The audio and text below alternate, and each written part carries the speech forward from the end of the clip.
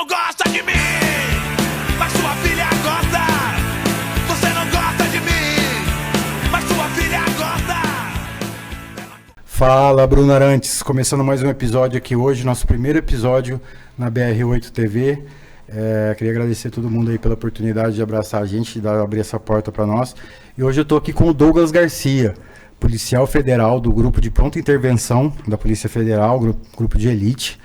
E hoje a gente vai falar sobre a questão de armamentos, né? Tanto de legislação, que tem umas coisas que vão mudar por aí, como na instrução, para você praticar o tiro esportivo, para você aprender a lidar com uma arma e manusear o que é esse mundo da arma. Porque hoje é muito estigmatizado de um lado pro ruim e muito pro bom, né? Os dois lados, né? E não é isso, tem um meio termo das coisas. Bem-vindo aqui, meu irmão, muito obrigado por aceitar aqui pra gente falar. E, cara, como que começou esse rolê de instrução pro público, pro civil? Porque eu lembro que você sempre deu muita instrução dentro da academia de polícia, várias coisas. Como que surgiu isso daí? Brunão, boa tarde. Eu queria agradecer a confiança de ter me chamado aí para dar minhas humildes opiniões, né? Com certeza. Eu gosto de ressaltar sempre aí que eu não falo em nome da instituição, né? Nesse caso aí especificamente. E eu dou instrução de tiro há algum tempo, né? Já sou do grupo de pronta intervenção há mais ou menos quase uma década. E, enfim, a gente dava essas instruções ali dentro da Polícia Federal e depois de um tempo eu me animei aí de realmente uma utopia aí de tentar divulgar um pouco mais esse armamento e tiro, né? Tanto dentro, especialmente do esporte até eu tô começando, né? Mas principalmente dentro do mundo aí da defesa. E mediante autorização aí da instituição, né? A gente passa por alguns um passo a passo ali para ser autorizada da treinamento por particular. Começamos o treinamento que a gente dá não é o mesmo treinamento que um policial recebe, né? Não faz sentido porque a gente ali na polícia trabalha em equipe, é outra coisa, né? São instruções de tiro, ensinando o próprio tiro em si, mas com viés de defesa ali para aquela autodefesa ou sobrevivência urbana, igual a gente fala, né? Esse é o intuito final. A gente no mundo do tiro civil, sem estar ligado a nenhuma polícia, nenhuma esfera da defesa aí, a gente acho que tem 3 linhas, né? Que é o caçador, que é o tiro esportivo e quem às vezes precisa para sua autodefesa, né? Que nem às vezes um advogado, né? Tem pessoas que têm o porte de arma, que não são ligadas a instituições, mas conseguem o direito do porte de arma porque necessitam realmente para defesa. Como que funciona a entrada desse mundo, assim, para a pessoa que nunca pegou numa arma? Tá, beleza. Às vezes é uma confusãozinha que tem, né? Que primeiro é o CAC, né? O CAC ele é a sigla ali do caçador, atirador, colecionador. Você não precisa ser os 3, mas via de regra... Pode ser um só. Pode ser só um atirador esportivo, pode ser só um caçador. Via de regra, o pessoal pede essa documentação. Vai precisar ali de uma tramitação burocrática ali com o Exército. E atualmente também no caso da posse, do porte, com a Polícia Federal. Sim. Então, você pode ter a posse da arma na sua casa, no seu trabalho, ali é diretamente com a Polícia Federal. Tentar, a partir dali, ter o porte, que seria portar ela mesmo no seu corpo ali, rua, andar com ela na rua, fazer o que você tem que fazer. Ou você pode ter esse viés, sem excluir a outra parte, né? Você pode ter esse viés de ser um atirador esportivo, um caçador, ou simplesmente um colecionador de armas, né? Que em tese nem poderia atirar com as armas que você coleciona, só o fato de colecionar. Aí tem essa documentação, você tira ali pelo portal do Exército, vai ter uma série de burocracia, ou você pode tentar o posse a porte pela Polícia Federal, algumas coisas tramitam nos dois dois órgãos. Eu vejo isso hoje aqui no nosso país, isso muito, principalmente na grande massa, no grande povo, isso é tudo muito confuso, ninguém sabe o que é o que, né? Todo mundo acha que arma é um negócio só, né? Que tanto que a pessoa que vai pro clube de tiro, pratica o esporte, é como se ela fosse para um clube de normal treinar para fazer tênis. Pega a raquete e vai lá, não é verdade? Tem um campeonato, ela treina com o objetivo de campeonato esportivo e tal, né?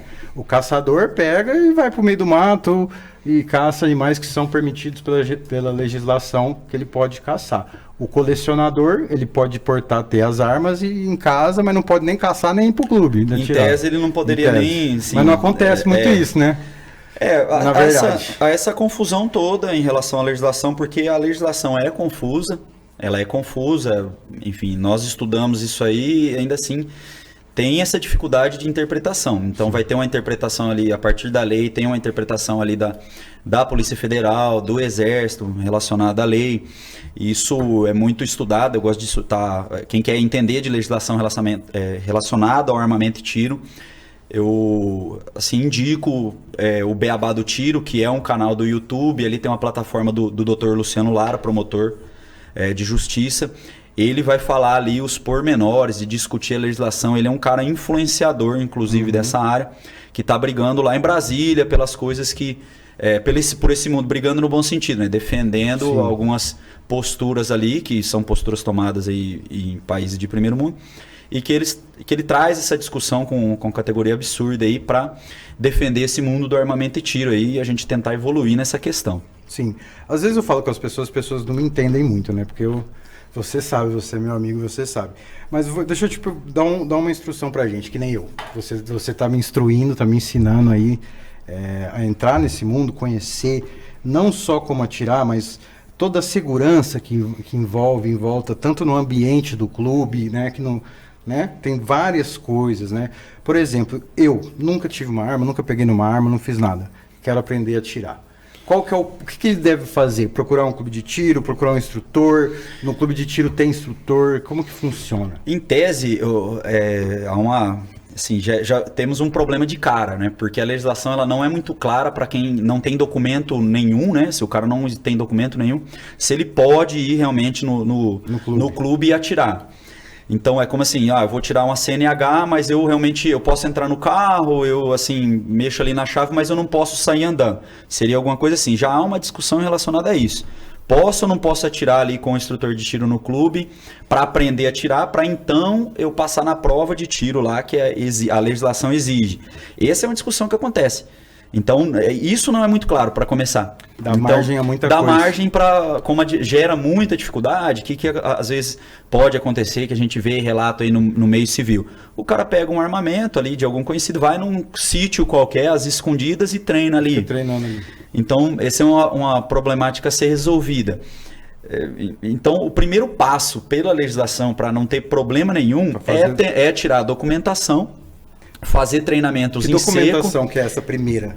Depende do que você quer. CAC ou posse. Caçador, o posse, tá. Você define site que você do quer, Exército, ele vai ter lá para o CAC, site da Polícia Federal, posse ou porte, mas você de alguma forma precisa desse registro. Uhum. E aí você vai ter que passar por pelo laudo psicotécnico ou psicológico ali. Isso para ter autorização para poder... Para ter, vai comprovar começar. a idoneidade através das certidões negativas, vai pedir comprovar residência nos últimos 5 anos, então você precisa ter o comprovante de residência dos últimos 5 anos. Eu morei lá na cidade tal, preciso de um comprovante de residência de lá em 2022, depois 2023 e assim por diante. Se você alterou a sua residência, por exemplo, que é o meu caso. Uhum. Estou passando por isso agora, estou adquirindo uma nova arma para competir, estou passando por esse processo, então vou dar entrada ali todo nesse armamento, depois no meu caso especificamente, ainda eu preciso de uma autorização interna da própria Polícia Federal. Precisa tirar uma documentação para você poder começar e depois para você ter a arma é outra coisa também, é isso? Isso, você tira a documentação para poder dar entrada autorizado, você vai comprar precisa estar arma. num clube de tiro para comprar uma CAC, arma, não? sim. Se for CAC, se você vai precisar estar afiliado num clube de tiro. Ah, tá. Aí se for posse ou porte, porque em tese, se você é um atirador esportivo, você precisa estar num clube de tiro, que é o único lugar que você poderia atirar, né? Porque assim, eu não tô falando tanto de porte no momento, porque hoje o porte ainda é uma coisa bem restrita, né? Ela é muito difícil de conseguir. Muito difícil de conseguir Normalmente o a porte. orientação é conseguir a posse Não primeiro. É qualquer um que... Não, de forma alguma. Até a posse. Você ainda Exato. precisa comprovar materialmente a posse. Mas o porte é pior ainda. A recomendação é a posse primeiro. Sim. E depois, se você adquiriu a posse... A posse você pode ter lá na tua casa. Você tem lá. Um cara que tem um trabalho mais arriscado, tem grandes valores no trabalho, uma joalheria. O dono ali da joalheria. Então, joalheria... Aí ele pode conseguir um porte. Ele normalmente ele vai tentar um posse ali para se defender e depois ele comprova materialmente, vai depender ali da avaliação dos delegados, enfim. É que ele já tem esse objetivo pelo trabalho dele. Sim, e tal, né? É porque eu vejo que às vezes a gente vê muita pessoa que ela quer ter a arma e ela faz esse trâmite, mas para ter a arma e ficar andando na rua com o CAC. E falar pro policial que toda hora ela tá indo pro clube de tiro. Isso acontece muito. Teve um lapso temporal ali que, por causa dessa falta de legislação, Sim, de leis mesmo, né? Estava sendo usado muito decretos ali presidenciais, então acabaram usando essas guias de trânsito, que seria da casa, do endereço da arma, Sim. da residência do trabalho, e aí começaram a emitir muita guia de trânsito, como se fosse no clube, e na verdade estava se portando, né? Eu julgo, eu coloco isso aí como um problema dos legisladores mesmo. Não deveria ser decreto que faz isso, deveria ser leis. As leis, elas são mais duradouras, né? Então, uma lei sobre isso. Na época, esses decretos aí, decreto presidencial daqui, independente do governo, de lá, isso acaba causando uma série de problemas.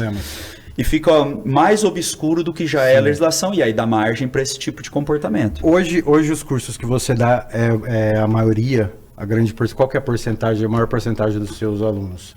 São pessoas que praticam o esporte? São pessoas que... Eu já vi você dando curso para... Né, que eu acompanhei você lá e fiz o seu material.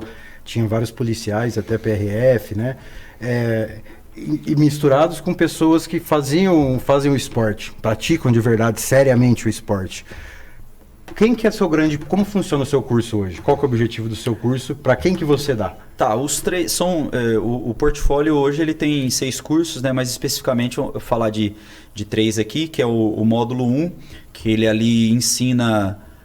os atiradores, independente do objetivo grau dele, independente do objetivo, e se do grau CAC, de conhecimento também, se é policial, né? Ele vai ali do básico ao avançado ensinando a atirar, não importa o que você vai fazer depois. Isso, e aí você acompanhou aquela instrução de tiro, você vê que o nível ali ele é bem exigido, né? Sim. A gente tenta buscar sempre um alto nível. Aí o segundo módulo trata ali de procedimentos operacionais. Como que o cara monta o cinto dele, qual equipamento que ele utiliza. Enfim, várias coisas nesse sentido, são algumas coisas que não estão relacionadas diretamente com o tiro, mas que vai influenciar. Como eu vou portar a minha arma? E para as duas pessoas, para quem pratica o esporte e para um profissional da segurança. Como ele vai sacar a arma dele, ele tem o equipamento dele ali, a gente vai ensinar ele, de acordo com o equipamento dele, o objetivo. Mas no fundo o saque é o saque, é a mesma coisa. A troca de carregador de um carregador para o outro, é a mesma, o ensinamento ali é o mesmo, não muda. E aí o último módulo desses 3 principais aí, é realmente direcionado para a defesa. Então, em tese, é a pessoa que se defende com a arma de alguma forma. Já se for precisar intervir de alguma forma numa ameaça contra a vida dele. Ele porta, ou ele tem a posse, ou até mesmo... Ou tá caído no chão. Ou é até mesmo aquele cara que é um atirador esportivo e ele tem a arma dele ali num cofre, e mas... aconteceu um momento que ele precisa se defender. Para o direito penal, a legítima defesa, você vai usar os meios necessários, né? Sim. Então, se entrou 4, 5 caras dentro da minha casa e esse atirador esportivo conseguiu ter acesso àquele armamento dele, e a legislação não proíbe ele de se defender com os meios necessários ali que ele tem. Aí você prepara ele para dentro daquele ambiente ali, aí já pensando, aí vem a parte comportamental, vem a parte... A gente não abandona a parte de tiro, vem uma parte de socorrismo. Então, como a pessoa se socorre ali sozinha, tentando ganhar... Quando tem um ferimento ali de uma hemorragia massiva, um grande sangramento, não, em tese não vai dar tempo dele chegar no hospital. 10 minutos para ele ali é um absurdo de tempo. Então existem algumas formas mais modernas aí de como ele poderia se socorrer para continuar vivo. Então aí vem um pacote, um combo operacional ali, juntando técnica de tiro, procedimentos operacionais e o próprio comportamento relacionado à sobrevivência ali, que aí, vou reagir, vou fugir, vou fingir que eu tô com, igual já aconteceu já em vídeo, já demonstrado, o cara fingiu uma epilepsia ali e o assaltante não soube o que fazer e deixou ele e foi embora. Então, vale de tudo. Sobrevivência, né? A única regra é sobreviver. Sobreviver. Esse é o objetivo. E aí o último módulo dessa tríade aí, ele trata especificamente disso e é bem legal. Então, seus cursos hoje não são focados especificamente para um esportista, para um nicho, né? Você abrange um crescimento de conhecimento ali para todo mundo que opera uma arma, independente do que, isso, do que for a razão. Ali. E tudo baseado ali, né? Você sabe que minha formação é da matemática, né? Da aula de matemática e física. Então eu gosto muito de números. Então Só me formei no terceiro colegial por causa desse cara aqui. Não vai contar a escola, não. Ele me deu umas aulas particulares, entendeu? Enfim, mas é isso aí. Nós lemos aí relatórios, né? Enfim, tanto americanos e agora está sendo produzido mais recentemente relatórios pelas polícias aqui no Brasil. A Polícia Militar do Estado de São Paulo tem produzido alguns relatórios, a própria Polícia Federal também. Isso nos ajuda a direcionar o treinamento e o que a gente vai dar ali como um suporte para o aluno. Ó, cuidado mais com isso, porque não tem como ficar no 24 horas alerta, né? Isso não existe. Isso causaria uma situação de estresse assim, absurda. Mas uma pessoa civil, né? Você ainda tem um treinamento de ser meio sempre alerta, né? Mas custa caro para todo mundo. Esse estado de alerta, ele gera um problema, um esforço mental muito grande. Sim. E as pessoas, via de regra, não conseguem se manter nesse estado 100%, né? Sempre, quer dizer. Então a gente trata ali, ó, em situações assim, você vai precisar de um estado. Vou chegar de casa, vou sair de casa, vou me aproximar do meu veículo. Tudo, né? Eu aumento o meu nível de atenção naquele momento, porque pode ser um momento mais crítico, porque é impossível ficar 24 horas ligado, né? Eu traria um prejuízo mental muito grande, isso é verdade. Sim. Isso enfim. É uma estafa, né? Então, tudo ali baseado em números, né, cara? O FBI, ele cataloga tudo. Então, se eu fizer determinado tipo de comportamento, qual que é a minha chance de sobreviver? Aí eles estudam isso aí, ó. Sim. Tantos % daquilo. Estatísticas e tudo. Estatística. Isso aí baliza e não dá margem para narrativas, e não dá margem para... dá menos margem para subjetividade. Eu tento trabalhar sempre com dados mais objetivos, porque aí a gente tira o máximo emocional e trabalha com números ali que eu acho que seria mais justo com... Perfeito. E esse final de semana você estava dando curso onde? Você fecha parcerias com os clubes de tiro? Isso, na verdade, eles chamam a gente para dar aula, né? Dar aula, então tem... Os associados ali, divulga ali. Entra em contato ali com a Janaína, com a Dani, alguns clubes já me conhecem ali pela própria atividade institucional. Aí eles chamam e a gente vai dar aula. Como até a função proíbe ser dono de empresa, dessas coisas, a docência é uma coisa que ela é permitida para o policial. Aí, como eu disse lá no início, nós pedimos uma autorização formal ali para a Polícia Federal, ela vai até Brasília, enfim, volta essa autorização, anualmente eu tenho que pedir essa autorização, e aí eu consigo ministrar aulas. Às vezes, por exemplo, o cargo de delegado, eles costumam dar muita aula em faculdade, né, de direito, enfim, até nesses cursos online preparatórios, favorece, né, a formação deles, e é bem bacana porque deixa esse espaço aí para a gente... consegue falar um pouco da nossa experiência, né? E aí aplicar para o meio particular como a gente poderia ajudar. Tem algum curso programado aqui para Rio Preto, em breve? Tem Rio Preto e Mirassol, né? Rio Preto e Mirassol. Os cursos. Mas aqui em Rio Preto ou no clube? Um em Mirassol e 2 em Rio Preto. No Clube QAP, Brasil, na ACT, lá na BR-153, eles têm um stand também em Badibacite. E no Juca, lá no Castro Armas, lá é um clube indoor bem legal. Sim. Lá, muito bonito, muito... E esse curso é só para quem é do clube ou é aberto para quem... Aí varia um pouco do clube. Varia do clube. Eles que organizam tudo e me chamam. No caso de Mirassol, diferente daquele que você foi no GRR lá, o Castro Armas ali, ele tá fazendo um fechado para os... É fechado para eles, até porque o stand é menor, né? É menor, né? É menor, é indoor. Meu primo compra arma lá, já fui lá pegar os documentos para ele. É antigo, bem legal. Eles tratam a gente ali muito bem. É uma coisa mais do que o clube maior. Sim. Mas para alguns, quem é aqui de Rio Preto pratica o esporte, o tiro esportivo e quer melhorar seu conhecimento, é uma oportunidade de você fazer esse curso, melhorar a sua técnica com um cara que eu nunca vi, não sei, sou leigo, né? Mas esse cara é zica. Agradeço aí, ó. É só do GPI, filho. Você vê ele pulando de helicóptero do Caramba 4, entrando em favela lá na Amazônia, matou até dinossauro. Cara, então quem tiver interesse aqui de Rio Preto, que pratica o tiro, procura lá, vai estar o arroba dele aí, @garra_354, procura se manter informado, acompanha o cara, fique atento que você vai evoluir muito. Cara, vamos entrando aqui na reta final da nossa discussão, e agora para mim é a principal parte. Agora nós vai discutir, porque agora nós pensa diferente, nós vai brigar. Vamos lá. Cara, essa questão que está em um projeto em andamento, né, no Senado, na Câmara, sei lá, lá em Brasília, né, que é de permitir o porte de arma. De começo foi para quem tivesse o registro de CAC por no mínimo 3 anos, né, e passasse também por todas as provas necessárias ali, nas comprovações, no mínimo de 3 anos. Mas agora já até deu uma modificada lá, eles estão falando em 1 ano. Cara, o que você acha disso? Brunão, Agora eu te pergunto como um cara que entende da rua aí, do rolê, eu acho que quem tem, primeiro ponto, né? de todo tipo. Porque Quem tem arma, assim como outra coisa qualquer nesse sentido, tem que buscar o estudo e o treinamento para se manter. Mas eu sou um pouco mais liberal, até em relação à lei, ainda no meu ponto de vista, ela é restritiva. Sim, pra caramba. Do meu ponto de vista, em relação à posse e aporte, deveria ser muito parecida com uma CNH. O que é?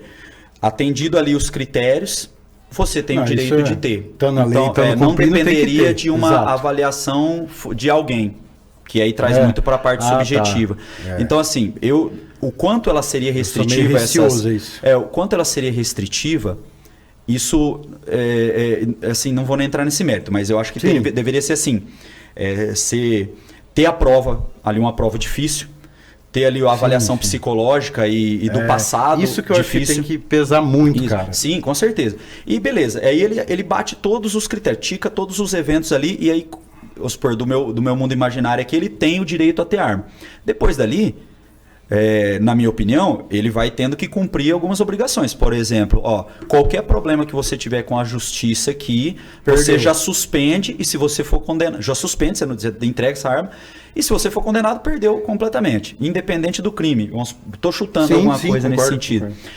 Eu acho que ele deveria ser ter o direito. E aí, olhando mais uma vez os números, se eu pensar aqui, hoje por acidente de carro, morre, assim, eu acho que em 10 anos foram aproximadamente 130, 140 mil mortes em 10 anos.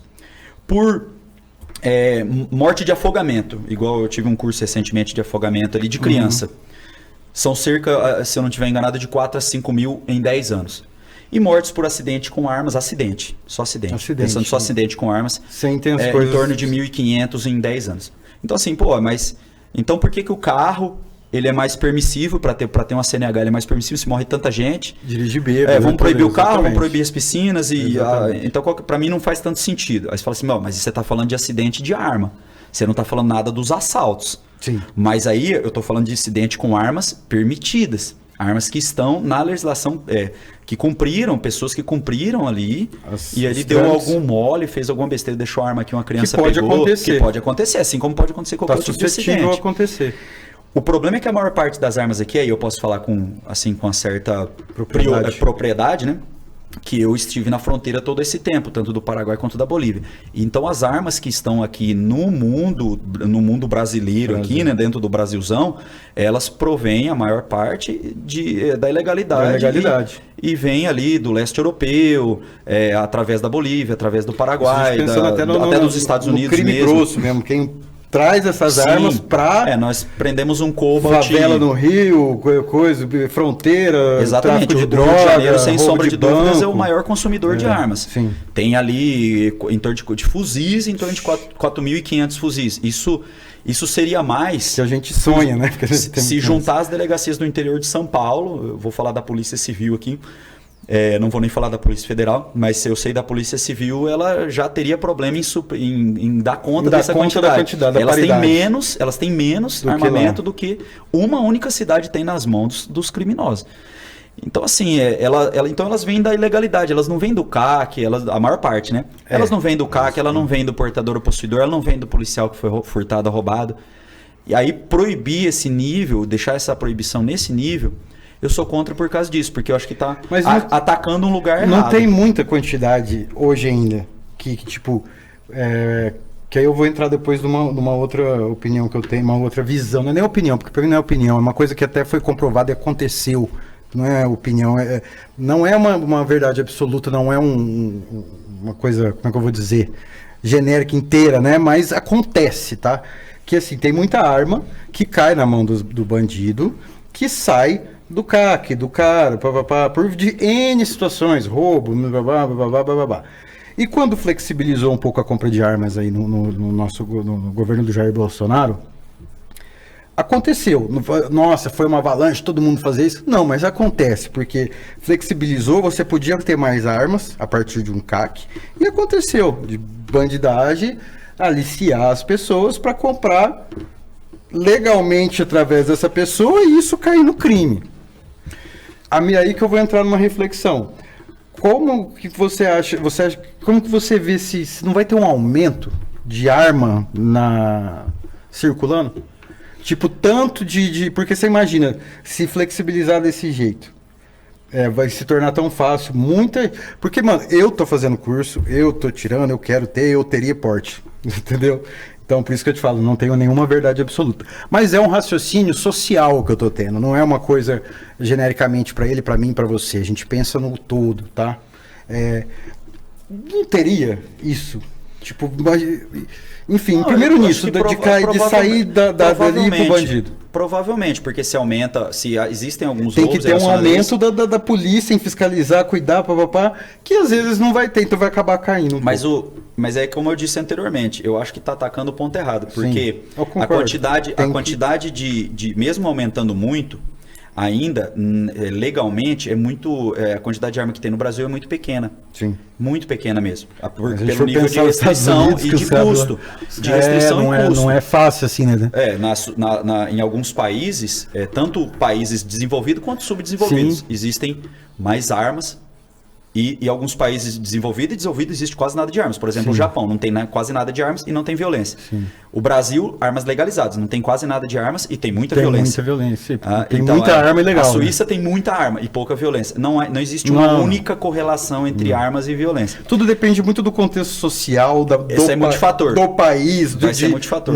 Varia exatamente. Muita coisa. Então, o problema é assim, a gente está preocupado com pequenas quantidades de armas, digamos assim, se aumentar um pouco de quantidade, porque não é todo mundo que pode ter. Sim. Por exemplo, essa arma que eu comprei para competir, a tabela dela é de 22 mil, mais a documentação e tudo. Então, assim, é qualquer um que pode comprar? Já começa aí.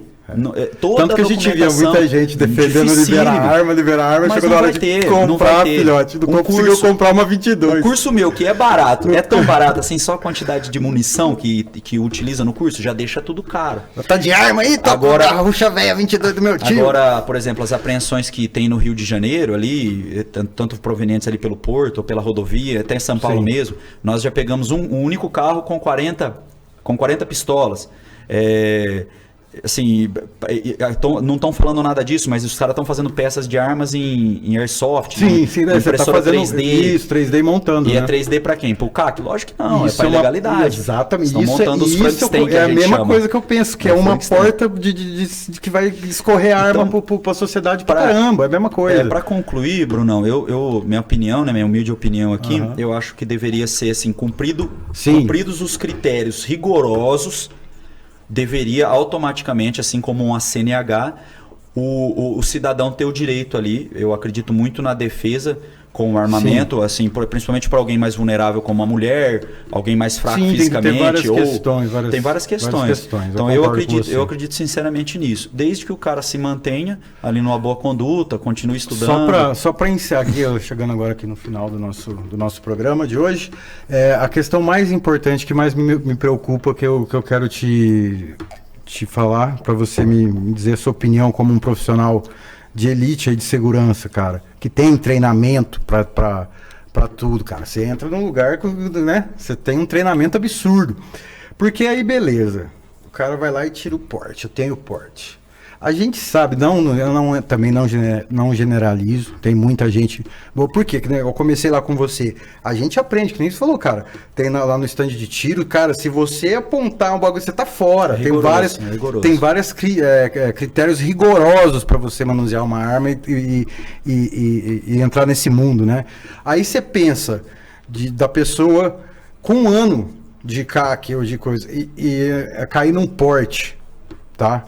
É uma coisa que você falou pra mim e mexe com a emoção. Quando você me deu o coldre, aí eu coloquei, você falou, é legal tá com o coldre aí. Eu falei, cara, é da hora, a gente gosta, é legal. A gente tem cultura, tem educação, né? Se procura evoluir, procura respeitar as regras e fazer tudo do modo mais certinho. como uma pessoa com 1 ano de CAC, tipo assim, como que vai ser, que ela vai estar achando que ela vai estar saindo com a rua, que ela vai estar totalmente... Pá, isso é complicado. Comigo, quando eu... Como que, tipo assim, que nem você tá lá no seu carro, pensamento, você tá lá com a arma aqui, normalmente fica meio aqui. Aí o cara vem e pá, aqui na tua janela. Não é você, isso entendeu? O cara vai fazer assim com a mão, pegar, já era. Então muita gente acha que... Porque eu não estou falando que isso é ignorância da pessoa, que isso é má educação, não é. É falta de preparo. A pessoa que para ter um porte e andar na rua, ela vai ter que ter uma instrução absurda para ela entender isso e não botar a própria vida em risco, saber o momento que ela pode ou não reagir, porque a sua vida vale mais. Vai aumentar a responsabilidade. Às vezes é melhor você pegar a tua arma e falar, vai irmão, pega aqui, pega o carro, pega tudo e vai embora. Sim. Porque aqui a gente vê uma muito opção. essa coisa de bandido bom, bandido morto, do cara roubar uma Coca-Cola ali, o cara já querer sair atirando no cara. É complicado, é cultural. E cultura se resolve com educação. Eu não sou contra ter. Eu acho que a gente ainda não tem definido uma educação para isso. Mas aí eu tenho medo de vai dar muita morte. Ali, só para a gente finalizar, o que você...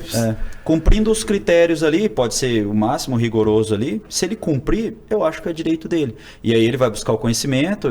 Quando eu portei arma pela primeira vez, não é oba-oba, se aumenta muito o nível de responsabilidade. A gente que tem... Então eu acho que a maior parte das pessoas vai se deparar ali com uma situação, vai aumentar muito o nível de responsabilidade dele, ele pode ser responsabilizado por qualquer atitude dele, ainda mais aqui no Brasil. E é isso, eu acho que cumpridos os critérios rigorosos mas aí ali... precisa ter...